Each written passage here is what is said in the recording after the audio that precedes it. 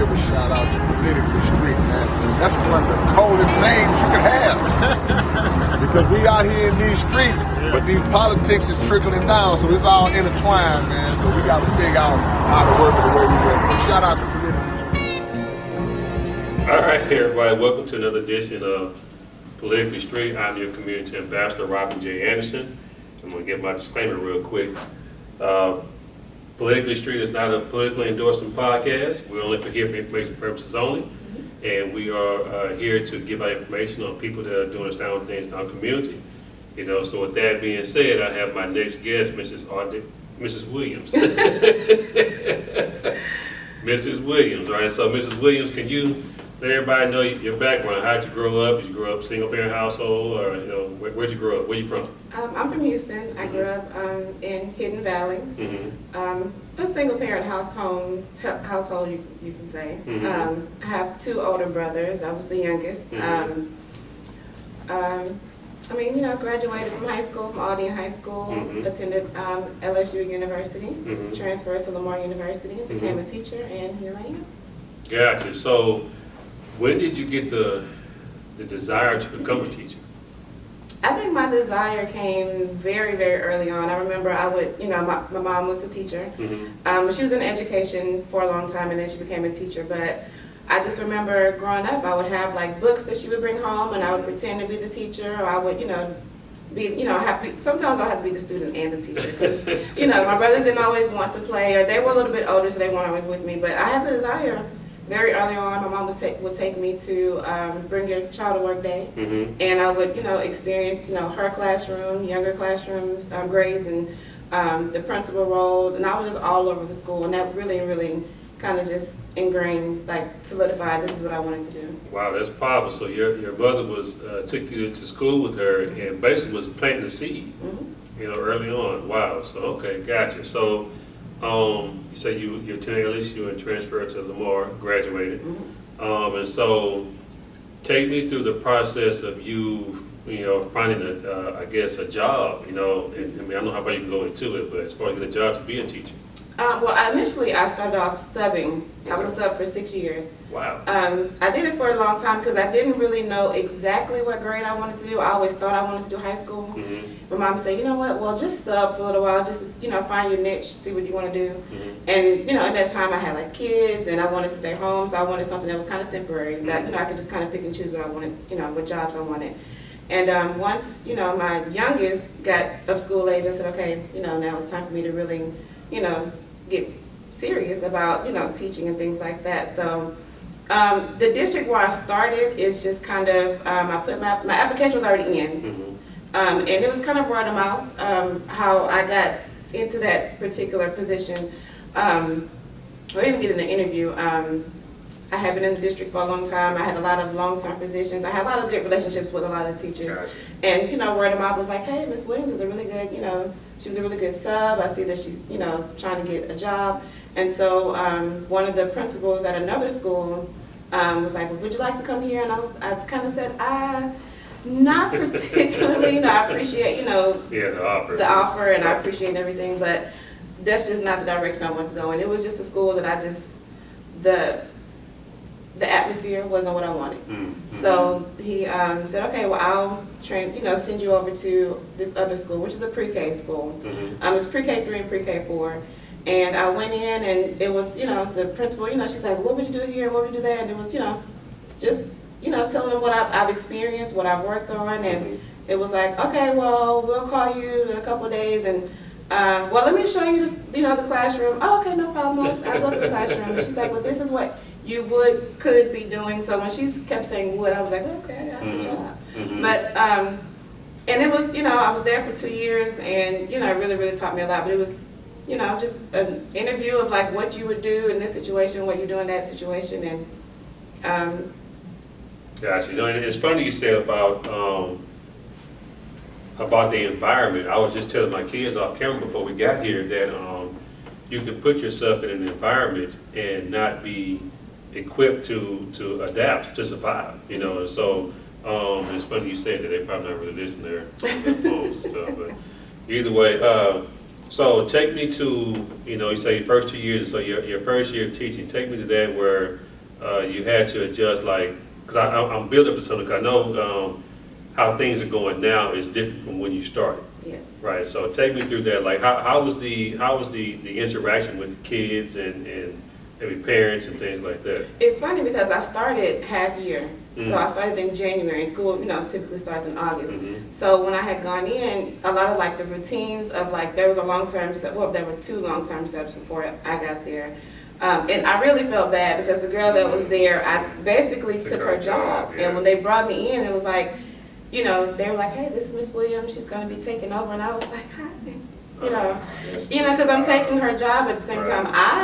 Right. I had a job to do, so I kind of felt bad, but I just kind of watched how she, did things and like procedure-wise, Mm-hmm. or like the core things, like morning routines and things like that.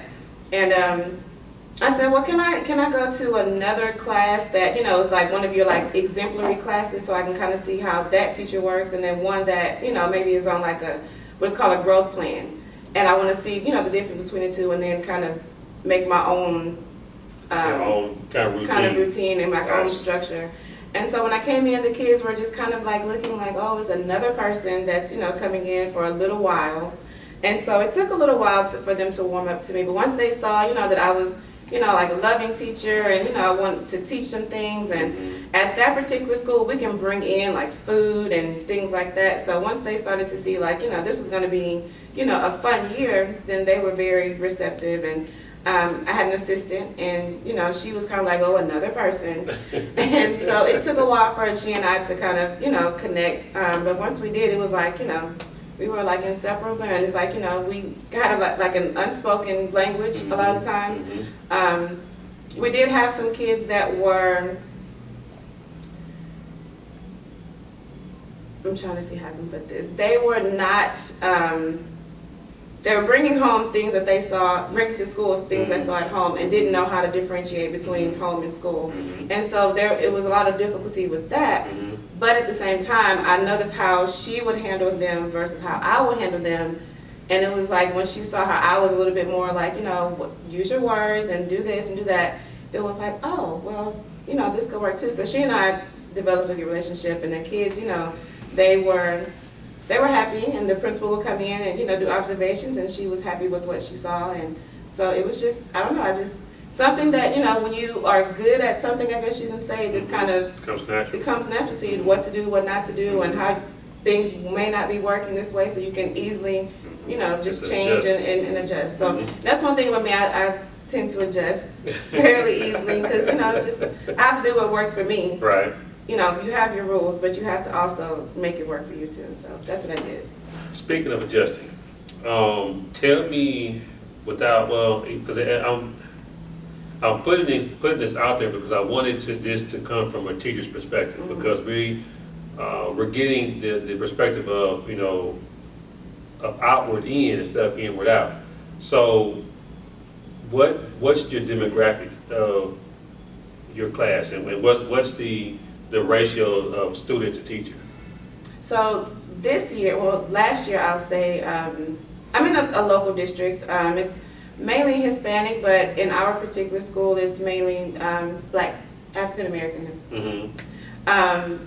Last year I think the highest was like 28-1. The highest ratio was 28 kids to just me, one teacher. And then they kind of like trickle off, and they come and go. And then I think before we left for COVID last year, I think I was at like maybe 20-1, like 20-1. That's still kind of high. Yeah. Ideally, 16, 17 kids is ideal. Even if like it's a 10-1, that would be even better. But of course, right. Just when you have different kids, different levels, you can kind of have some of those higher kids, you would say, kind of become like your co-teachers, and they become like tutors. Right. Wow. And so it kind of helps when you have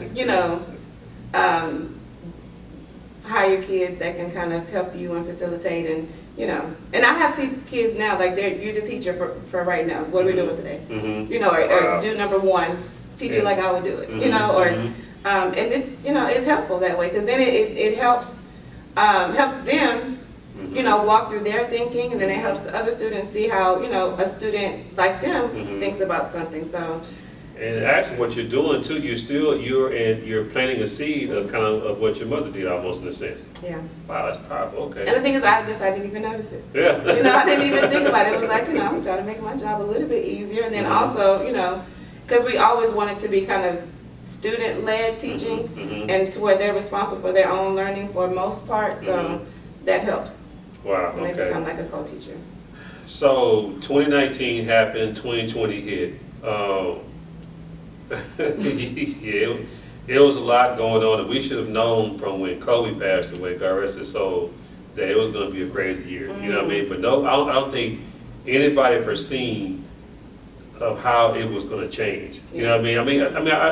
And I don't want to say I'm taking it lightly, or even I'm taking it lightly back then, but I knew it was serious because I went live on Facebook, and before I had gotten home, I was driving around just to get something to eat. No, I was just going to the bank, but I noticed that all the lines were just to capacity like that. I was like, this never this business. It's not even the first of the month. It's like around, you know, the 15th or whatever. And so, and I saw the fire department in line. They had baskets, but I'm like, what is going on? You know. So still, it didn't hit me. You know what I mean? And so, I drove from that store, went to another store. And I said, you know what, my instincts started kicking in. I said, you know what, let me just get my bare necessities, you know. I know beans and rice is going to be easy to cook. So. But when I got there, I saw beans were gone. Oh, yeah. I said, hold on, man, something ain't right. You know beans, what I mean? Noodles. Yeah, tuna fish, all that was gone. I'm like, wait a minute, man. So, Yes. So how did you, how can I put this, like, so you, what was it that you knew that it was serious? When did you get that notion, like, okay, you know what, something's not right? When my district said, we're not going to go back to school. Hmm. Like, because our district, even, and so I think it was, we were leaving for spring break. And That's then what it was, yeah. we got an email saying, you know, we're not going to be returning. And I was like, oh. No, what they did was it kind of went like a week. Oh, we're going to push it back a week. Then another week. And I think by that third or second or third week, I was like, okay, this is serious. This is, yeah. Right, this is for real. Right, okay. So they canceled the year. Well, they didn't. They didn't cancel it, No. though. They started doing the virtual. Well, not even necessarily virtually. We started putting things on a learning platform that we had already kind of been familiar with. So we started just putting activities on that platform, and the kids had the option. I gave them a choice board, and they had options. Gotcha. So at that time, it was all optional. So it wasn't required. We didn't really do any attendance. It was just, I remember that. like, just kind of emergency mode is what it was. Yeah. And then, so I think in the beginning of the school year, when did the Chromebook start coming into play? I forget that. In the summer. They kind of started in the summer because I did summer school that summer, and it was virtual. And so they were sending out, really, I want to say at the end of the school year, because we were calling parents like, you can go to this school or this school to get, a Chromebook. At that point, it was one per household, which, if you have 3 children, it helped, but it wasn't, it wasn't enough. And so throughout the summer, they had, different distribution centers and things like that throughout the summer. So around about the end of the school year, they started with the Chromebooks. So with the district that you're in, are the kids, I'm trying to say this in the right way without offending anybody, but are they financially challenged? No, okay. I mean, my district is a Title I district within itself, but then our school, it's, the socioeconomic level is pretty low, Gotcha. basically. Okay. That's what I was trying to get Yes. to. So, and then you said the resources were pretty much limited because you only have one Chromebook to a household. And then, so how efficient was that plan? Was a lot of kids, were they left out or? A lot of kids were left out. Yes. Mm-hmm. A lot of kids were left out. And not only not having a Chromebook, even if you did have a Chromebook, You have internet. you have to have the internet. Wow. And so eventually my district did start giving hotspots. Mhm. So now we're getting into, equity. Mhm. So now you have, a Chromebook. Mm-hmm. Now you have a hotspot. Mm-hmm. A lot of the businesses were, opening up their Wi-Fi, their hotspots. So if you live, by Walmart, if you live by McDonald's or Mhm. Starbucks, Mhm. then, that was Yes. helpful, but it wasn't strong enough Got it. oftentimes. There are definitely McDonald's in all communities. Starbucks. Anyway, so Well, because there's a Starbucks by me. okay, gotcha. But, Anyway, yeah. that's a little shameless plug. They might have to be some sponsors pretty soon. But so take me to when I almost sound like Matt Bourne. I watch all the smoke too much.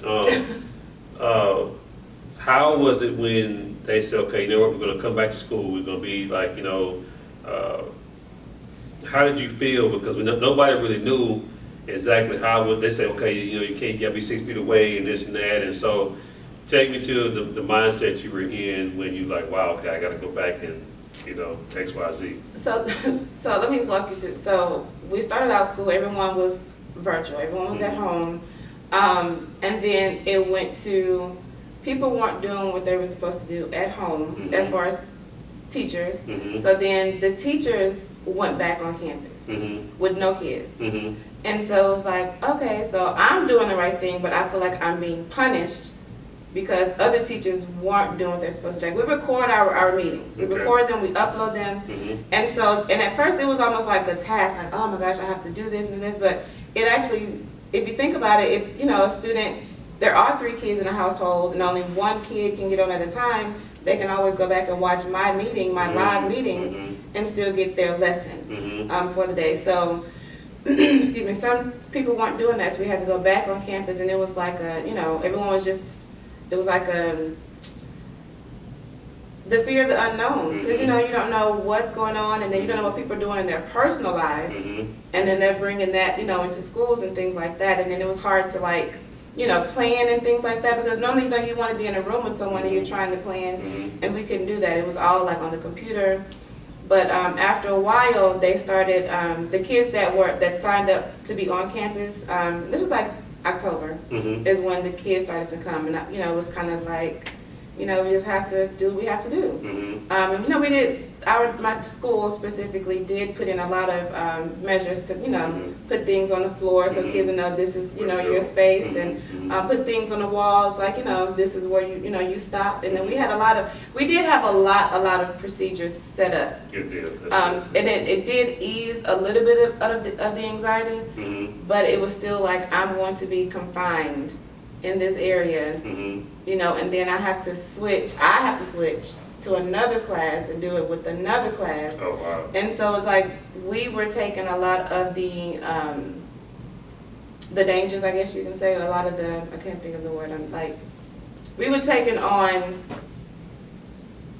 the dangers of COVID, I guess you can say, taking on all the risks. Risk, gotcha, okay, We're taking on the risk, and but at the end of the day, this is what I need to do. I'm the teacher, this is, this is what we adjust.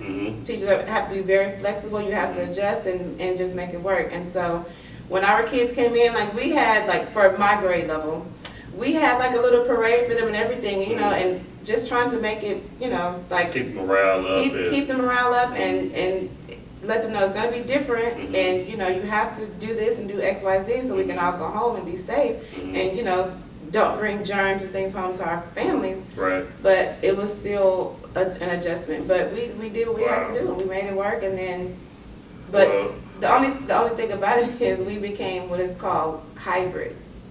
So hybrid is when you have kids in the class and you have kids online. Wow. So it's like, that was a real adjustment, because you have kids that are here and you're trying not to touch things, but they need help, so you have to go, and just it was really hard for me, because I'm really hands-on. It's like, oh, let me help you this, and it was like, I was like, yeah, I want to help, but just press that. But then also it's like you have to maneuver between the kids that are on campus and have them answering questions and keeping them engaged, and then the kids at home, keeping them engaged and Right. having them answer questions, and you know, it's hybrid is a lot. I've said this before, and I'm just gonna say it now until they change it, but I'm advocating for teachers to get more money. Yeah, me.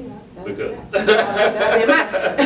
And you know, my district starting off, the pay is high. Mhm. For you know, like first year teachers and things like that. It's a lot higher than a lot of other districts, like you know, in Houston or in Texas. But yeah, Yeah, I mean- because the kids are there from what, at least 8 to what, 2, 3, something like that, what it is? we open the doors at 7. Oh, wow, see, I'm a little older, y'all.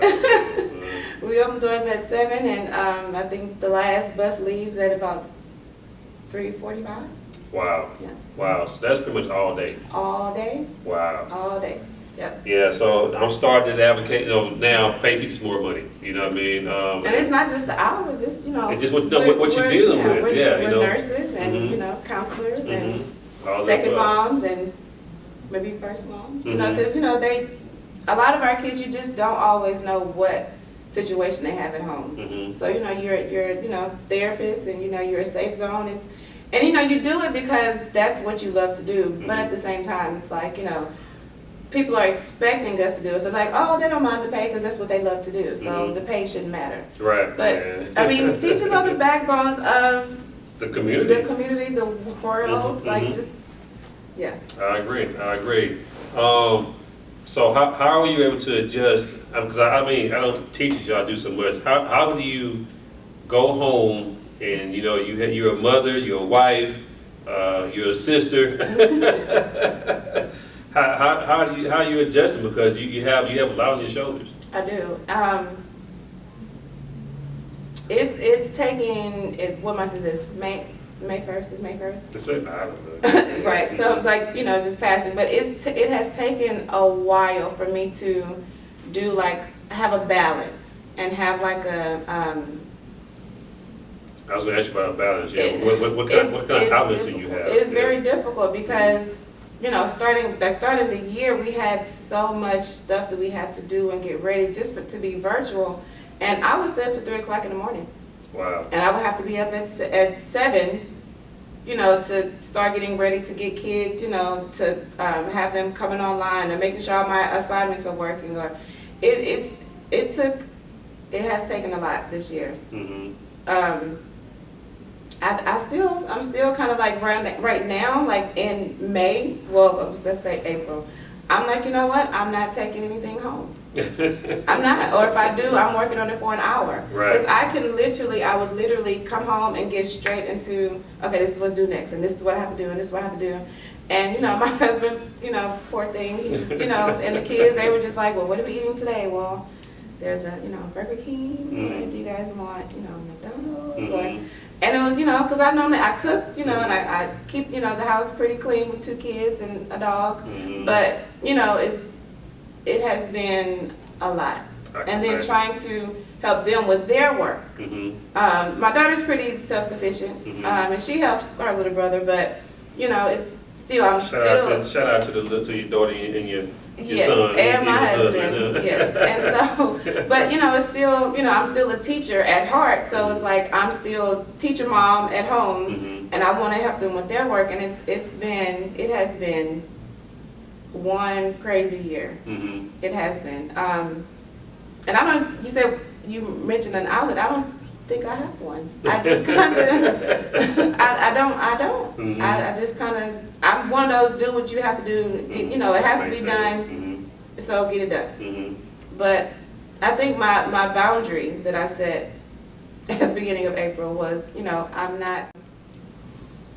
I still contact parents and things like that. And I was talking to a parent last night, 10:30. Mm-hmm. 10:30 p.m. on a Friday. Wow. But, you know, sometimes I do make processions because certain things happen and, you know, you have to be able to accommodate people. But I also get to work at 6, so. Wow. So whatever I don't do at home, I get up early and do it. So it's like I have to pick and choose my poison Mhm. and figure out how I'm going to get the work done. So if I'm not going to take it home, then I have to get up early and Do get the it next done. day, right. Wow, I mean, you like I said, I wanted to get the perspective from a teacher's standpoint. you know, I'm actually going to start volunteering at I have a cousin that's a principal at a school. And so she said something to me, and it's been resonating in my spirit ever since then. And so, but basically, and don't get me wrong, I'm not saying that women aren't strong. Don't get me wrong, I'm not going to say that. But the male influence in schools now are like they're not there. So just to be there and just to walk the halls and people just see, you know, a person from the community coming in and just walk the halls and say, hey, are you okay? Just speaking and you know, just seeing the human side of what men do, you know. And so we need more male teachers. Mm-hmm. I don't know, aside from coaches. Mm-hmm. You know, coaches cool, you know, it's cool. You know, back in the day, our coaches, and I think this was like in high school, they had to teach, you know, world geography, something, you know, but we need more male teachers. Mm-hmm. They need representation. We need representation for our kids across the board. I agree. And I don't know why men don't want to be teachers. I don't know. Either. People say, well, the pay is not that great. Well, it depends on where you go, Mm-hmm. you know? Mm-hmm. And even then, like, what jobs are you going to go and you're starting out, and let's say just the average $50,000 Mm-hmm. starting out of college. Yeah, it's not too many out there. Yeah, I agree. Wow. And I know we can go on forever about the whole situation, but what from 2020 did you take, and what did you take from 2020 going into 2021? Like, you know, how to, you know, adjust in life, or what impacted you that stands out in your mind? I think it just reminded me that I'm just one of those get the job done. Mm-hmm. You have to adjust. Mm-hmm. You know, nothing is certain. Mm-hmm. So you just kind of have to just roll with the punches, you know. Mm-hmm. And I'll complain, but I'm going to get the job done. But I think the main thing was just, you know, you have to adjust. Mm-hmm. Being adjustable and being adaptable, and, you know, not making excuses for things. Mm. Gotcha. Yeah. You sound like a well-rounded person. Thank you. It sounds like your mother and your brothers did a good job. It's a little inside joke. But either way, are you, I guess, receptive to people like that have any questions about being a teacher or anything? Do you have an email address they can reach out to you at, or anything like that? Or Yeah, you can reach me on aanderson281@yahoo.com. Mm-hmm.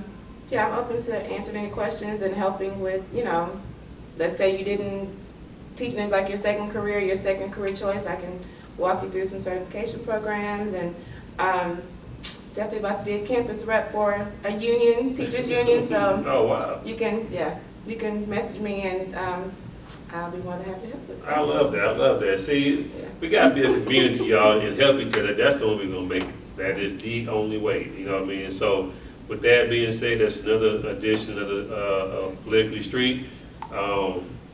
You can make sure and follow me on YouTube. Subscribe to YouTube at Politically Street. I'm on Instagram on Robin_J_Anderson, and on Facebook I'm Politically Street as well. So be on the lookout for the merchandise real soon. It's gonna be on politicalstreet.org. Peace, y'all.